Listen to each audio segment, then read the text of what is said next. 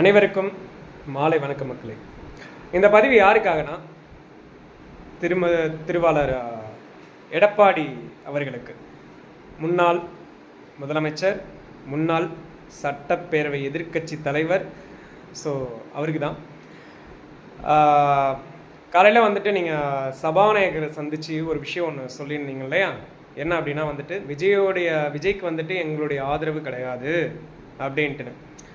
Sir, உங்களுடைய ஆதரவை இப்போ இல்லை சார், எப்பயுமே விரும்பலை சார், சரிங்களா? நீங்கள் கொடுக்கவும் தேவையும் இல்லை. ஆனால் இன்றைக்கி என்ன நடந்தது பார்த்தீங்களா? 30 எம்எல்ஏ, 28லேருந்து 30 எம்எல்ஏ உங்களுடைய கட்சியிலேருந்து நம்பிக்கை இல்லாமல் தாவேக்காவுக்கு ஆதரவாக விஜய் சைடு போயிட்டாங்க சார். இப்போ பேலன்ஸ் எத்தனை எம்எல்ஏ வச்சுருக்காங்க? இப்படியே போனீங்கன்னா கொஞ்ச நாள்லேயும் இருக்கிற எம்எல்ஏவும் போயிடுவாங்க, சரியா? ஸோ இருக்கிற உங்கள் கூட இருந்த நல்லவங்களை அத்தனை பேரையும் இழந்துட்டீங்க, சரியா? முதல்ல செங்கோட்டையன் சார், அதுக்கப்புறம் பன்னீர்செல்வம், இந்த மாதிரி ஏகப்பட்ட நல்லவங்களை இழந்துட்டீங்க, சரிங்களா? இப்போ இருக்கிறது நீங்களும் சொச்சம் மிச்சம் இருக்கிற கூட்டம் தான். இப்போ அவங்களும் என்ன ஆக போகிறாங்கன்னு தெரில. நீங்கள் வந்துட்டு விஜய்க்கு ஆதரவு அளிக்கிறத பற்றிலாம் வந்துட்டு யார்ட்டையும் பேச வேணாம் சார், அவர் பார்த்துப்பார், சரிங்களா?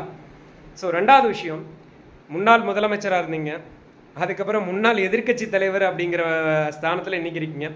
இன்னொரு 5 வருஷம் போனால் முன்னாள் சட்டமன்ற உறுப்பினர் அப்படிங்கிற ஸ்டேஜில் தான் இருக்கிறோம், சரிங்களா?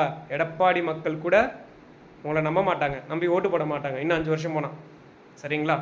ஸோ கொஞ்சமாவது மண்டை மேலே உள்ள அந்த புத்தியை கொஞ்சம் திறந்து வைங்க சார், சரியா? நம்ம யாருக்கு என்ன துரோகம் பண்ணமோ அது திரும்ப ரெட்டையாக வரும். விஜய் படத்துலேருந்து ஒரு டைலாக் ஒன்று சொல்லட்டுமா உங்களுக்கு? நீ பற்ற வைத்த நெருப்பொன்று உன்னை பற்றி எரிய உன்னை கேட்கும், நீ விதைத்த விதையெல்லாம் உன்னை அறுக்க காத்திருக்கும் அப்படிங்கிற டைலாக்கை மறந்துடாதீங்க சார். நன்றி. இந்த பதிவில் ஏதாவது கருத்துக்கள் தெரிவிங்கன்னா கமெண்ட் பண்ணுங்கள், லைக் பண்ணுங்கள், ஷேர் பண்ணுங்கள். நன்றி மக்களே.